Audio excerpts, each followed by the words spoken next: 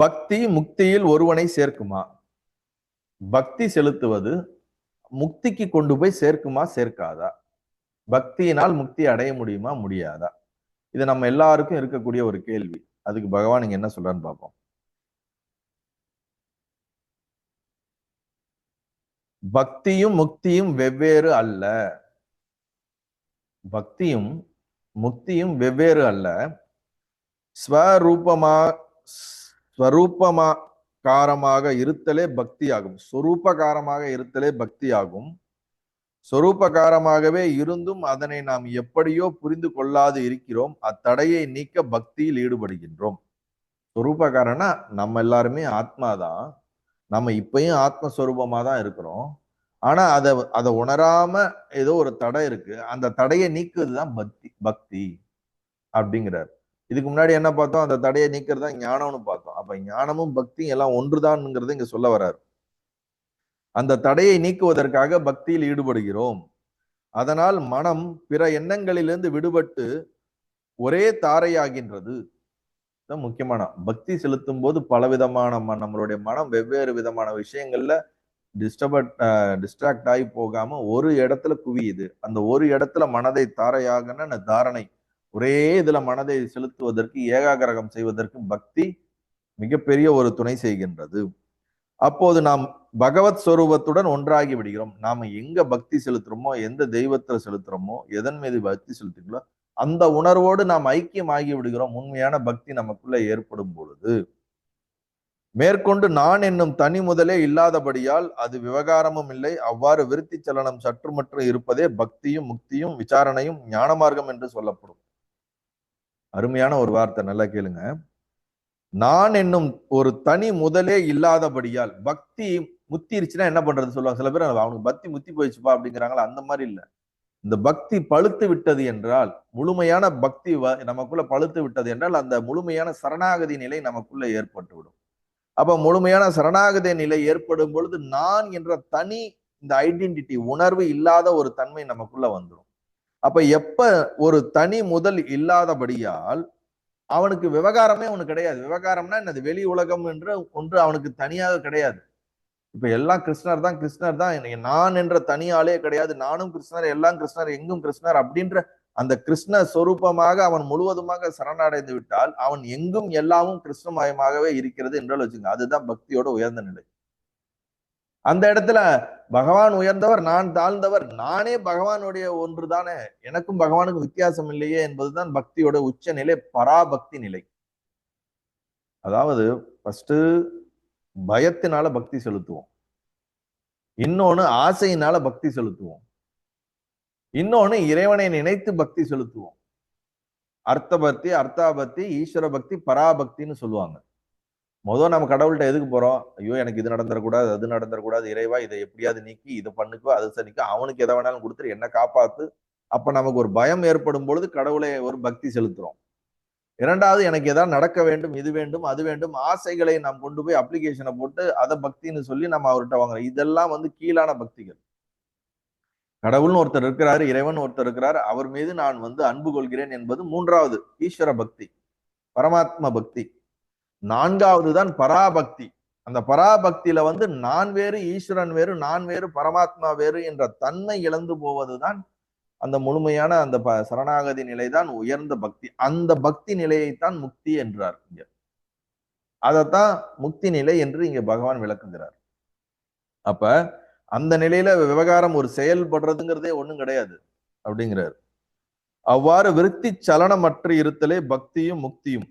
நம்மளுடைய விருத்தினா என்னது? எண்ணங்கள், தொடர்ந்து எண்ணங்கள் வேற மாறி விலகி கொண்டே மாறி மாறி சலனமாகிக் கொண்டே இல்லாமல் ஒன்றே ஒன்றில் நம் மனம் நின்று கொண்டிருந்தால், இறைவனுடைய நாமத்திலோ, இறைவனுடைய ரூபத்திலோ, இல்லை இறைவனுடைய உணர்விலோ நாம் முழுவதுமாக ஐக்கியமாகி விட்டோம் என்றால், விருத்தி சலனமற்ற இருத்தலே பக்தியும் முக்தியும் விசாரணையே ஞான மார்க்கம் என்று சொல்லப்படும். அதுதான் ஞான மார்க்கமாகவும் நான் சொல்றேன் அப்படிங்கிறார். அந்த உணர்வு அது பராபக்தி எனும் வேறன்று. அதுதான் பராபக்தி, வேற எதுவும் கிடையாது. சொற்கள் வேறு, உட்பொருள் ஒன்றே. நீங்க பக்தியோடைய உச்சத்துக்கு போனாலும், ஞானத்தோடைய உச்சத்துக்கு போனாலும் அங்க போய் அடையக்கூடிய நிலை ஒன்றுதான். என்ன நிலை? நான் என்ற தனி உணர்வை இழத்தல், தனி உணர்வற்ற நிலை. ஒன்று பிரம்ம நிலை, கான்சியஸ் ஆத்மான்ற அந்த நிலையாக இருப்பது, அல்லது நீங்க பகவான் சொல்றீங்களா, அந்த பகவான் மயமாகவே நாம் என்ன ஆயிருது, கரைந்து விடுவது. தான் என்ற இந்த தனி உணர்வை இழந்தால் அதுதான் தேவை. அதுதான் பக்தியோட உச்சம், ஞானத்தினுடைய உச்சம். எப்பொழுது நமக்குள்ள அந்த தனி இண்டிவிஜுவல் ஐடென்டிட்டியை நம்ம டிராப் பண்றோமோ, இந்த ஈகோவை டிராப் பண்றோமோ, அகங்காரத்தை என்னைக்கு விடுறோமோ, அன்னைக்கு நாம பரமாத்ம ஸ்வரூபமாக, பிரம்மஸ்வரூபமாக மாறிவிடுகின்றோம். மாறுவதுன்னா என்னது? ஆல்ரெடி அப்படிதான் இருக்கிறோம். அதை திருப்பி ரீக்ளைம் பண்ணிக்கிறோம். புதுசா நம்ம அடைய போறது இல்லை, ஆல்ரெடி நம்ம அச்சீவ்டு ஒண்ணுதான். அததான் இங்க சொல்லிட்டு, வி பக்தி இருக்கும் மட்டுமே, அதாவது பிரிவு உணர்ச்சி, நான் வேறு பகவான் வேறுன்ற அந்த பிரிவு உணர்ச்சி இருக்கிற வரைக்கும் ஒன்று அதலென்று பொருள்படும் பக்தியும் இடைவிடாது பக்தி தாரையினால் ஜீவனின் பிரிவு உணர்ச்சியும் நீங்க தொடர்ந்து பக்தி செலுத்திட்டே இருந்தா அந்த பிரிவு உணர்ச்சி நீங்கும் அப்படிங்கிறார். இருமைக்கு இடமில்லாத சொரூப அனுபூதி தாரை தானே தானாய் தனக்கு அயல் எதுவும் இல்லாய் தொடங்குகிறது. இருமைனா என்னது? இரண்டு. தேஷாம் ஞானி நித்திய யுக்தக ஏக பக்திர் விசிஷ்யதே அப்படின்னு கீதையில ஒரு வாக்கியம் வருது. அதுக்கு பகவான் விளக்கம் சொல்றாரு. அதோட அர்த்தம் என்னன்னா, என்றும் என்னிடம் ஒன்றிய ஏக பக்தி மான், என்றும் என்னிடம் ஏக பக்தி மான் ஞானியே, அந்த பக்தி செலுத்துறவனில் ஞானியே சாலச் சிறந்தவன். ஏக பக்தி மானாம் ஞானியே சாலச் சிறந்தவன். அப்ப கீதையில கிருஷ்ணன் என்ன சொல்றாரு? என்றும் என்னிடம் ஒன்றியன என்னுள் ஐக்கியமான ஏகமான பக்திமான் யாருன்னா ஞானிதான் அந்த பக்தியிலே சிறந்தவன். அப்ப ஞானியோடைய நிலைதான் இருக்கிறதுலே பக்தியோட உயர்ந்த நிலை அப்படிங்கிறார். ஏன்னா அவனுக்கு அங்க இருமை கிடையாது, நான் வேறு பரமாத்மா வேறு கிடையாது. இங்க கிருஷ்ணன் சொல்லும் போது கான்சியஸ்னஸ் தான் எடுத்துக்கணும், நீங்க அவரோட ரூபத்தை எடுத்துக்கூடாது. ஆக கீதா வாக்கியம் இப்பொருள் பற்றியது. அந்நிலையை அச்சமற்ற பரிபூர்ண நிலை, அதுவே பக்தி, அதுவே முக்தி.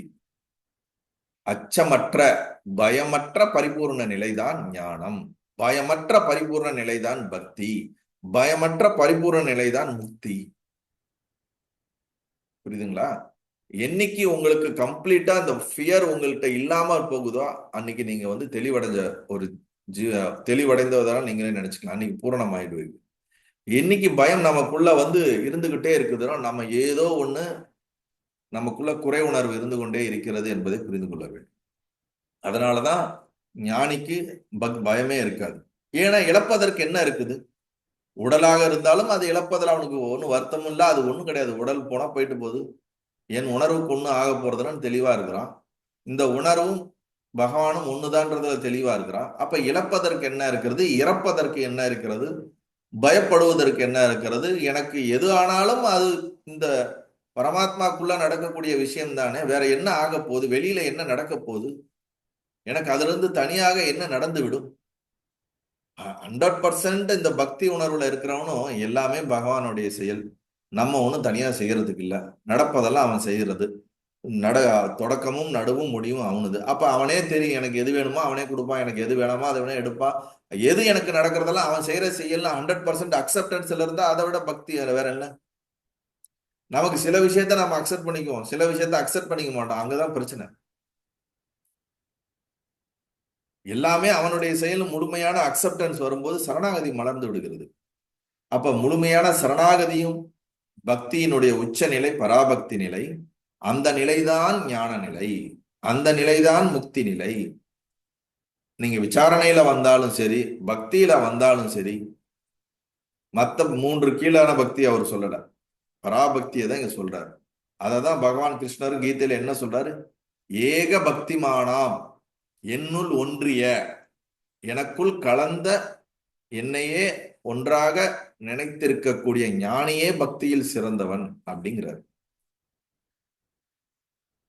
டெய்லி எனக்கு பூஜை பண்றியோ இல்லையோ அதை பத்தி கவலை கிடையாது அவருக்கு. நீ என்ன உணர்வுல நீ என்ன பாக்குற?